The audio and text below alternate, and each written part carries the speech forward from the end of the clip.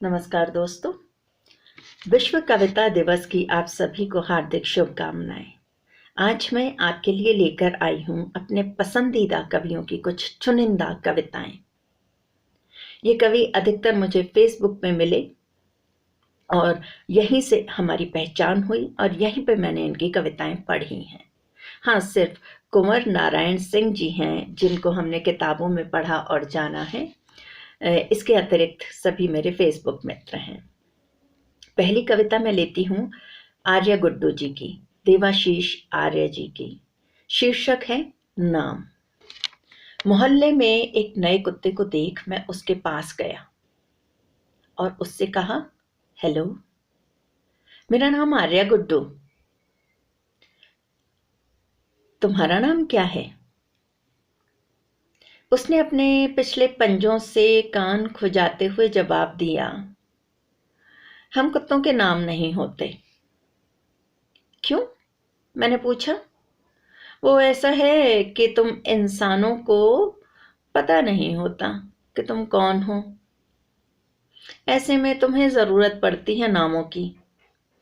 हम कुत्ते जानते हैं कि हम कौन हैं। अगली जो शीर्षक है इनकी, उसका शीर्षक है कविता आज। मैंने कहा उनसे, ये भी देवाशीष आर्य जी की कविता है। मैंने कहा उनसे कि उठाओ एक कविता और ऊपर उठाकर देखो उसे जैसे चिकित्सक देखता है एक्सरे शीट को। मैंने कहा उनसे कि उठाओ एक कविता और रखकर अपने कानों पर महसूस करो उसका संगीत। मैंने कहा उनसे कि उठाओ एक कविता और बिठा कर उसे चाक पर देखो कि कैसे आकार पाती है कोई अनुपम कृति। मैंने कहा उनसे कि उठाओ एक कविता और कस कर उसे टेबल लैंप में देखो कैसे फैलता है उजाला। उन्होंने सुनी मेरी बात, उठाई एक कविता और बांध दिया उसे एक टिकड़ी से। उन्होंने सुनी मेरी बात, उठाई एक कविता और बांध दिया उसे एक टिकड़ी से। सड़ाक सड़ाक बरसाने लगे चाबुक पर चाबुक और चीखते रहे बार बार, बता तू क्या है, कबूल कर, कबूल कर। अगली जो कविता मैं प्रस्तुत कर रही हूं वह है अमित आनंद पांडेय की। यह फेसबुक पर पहली कविता थी जिसने मुझे आकर्षित किया था और आज भी उतनी ही प्यारी लगती है यह कविता।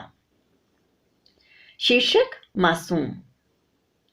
बहुत सिसकी रोई तड़फी थी, बहुत सिसकी रोई तड़फी थी, फिर इत्मीनान से ले आई थी सुई और रंगीन धागे। बहुत रोई सिसकी और तड़फी थी, फिर इत्मीनान से ले आई थी सुई और रंगीन धागे। उस मासूम को बोलो, फूट चुके गुब्बारे सिले नहीं जाते। कुछ छोटी कविताएं मैं प्रस्तुत कर रही हूं हर भगवान चावला जी की। सुने जरा। भेड़ पर भेड़िए का, भेड़ पर भेड़िए का, हिरण पर शेर का, कबूतर पर बाज का अधिकार जितना खूंखार है, मनुष्य पर संस्कारों का अधिकार भी उतना ही खूंखार है। औरत कहीं भी जाए, दूसरी कविता है दो। औरत कहीं भी जाए अंततः लौटती है अपने ही पास। उसके पास इसके अलावा कोई ठौर नहीं होता। तीन। हर औरत के पास होती है सूरज की तपिश, पृथ्वी की बेचैनी, जंगल की गंध, नदियों की गति। चार। हम सच जानना चाहते हैं और झूठ सुनना चाहते हैं, हम सच जानना चाहते हैं और झूठ सुनना चाहते हैं। अगली कविता जो मैं प्रस्तुत कर रही हूं कुंवर नारायण जी की है। शीर्षक कविता। कविता वक्तव्य नहीं, गवाह है। कभी हमारे सामने, कभी हमसे पहले, कभी हमारे बाद। कोई चाहे भी तो रोक नहीं सकता भाषा में उसका बयान। कविता वक्तव्य नहीं, गवाह है। कभी हमारे सामने, कभी हमसे पहले, कभी हमारे बाद। कोई चाहे भी तो रोक नहीं सकता भाषा में उसका बयान। जिसका पूरा मतलब है सच्चाई, जिसकी पूरी कोशिश है बेहतर इंसान, उसे कोई हड़बड़ी नहीं कि वह इश्तिहारों की तरह चिपके, जुलूसों की तरह निकले, नारों की तरह लगे और चुनावों की तरह जीते। वह आदमी की भाषा में कहीं किसी तरह जिंदा रहे, बस। अंतिम प्रस्तुति मैं एक देती हूँ और उसमें मैं आपके सामने प्रस्तुत कर रही हूँ स्वरचित कविता और शीर्षक है प्रेम।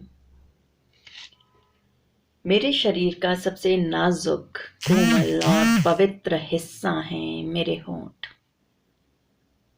मेरे शरीर का सबसे नाजुक, कोमल और पवित्र हिस्सा हैं मेरे होंठ। मैं देती हूँ अपने बच्चे को दुनिया की सबसे कोमल इस तूलिका का स्पर्श। लिखती हूँ माथे पर उसके गालों पर प्रेम। सिखाती हूँ करना प्रेम। उसकी सी भाषा में कहती हूँ मैं, पालू कलो। तो किलक कर तपाक से रख देता है वह अपने होंठ मेरे गालों पर। अपने नन्हे नन्हे ताजे उगते आगे के दांत गड़ा देता है गालों पर कभी या कभी ठुड्डी पर। तो समझाना पड़ता है, नहीं, ऐसे नहीं। कोई करना नहीं जानता, सीखना और सिखाना होता है प्रेम। धन्यवाद।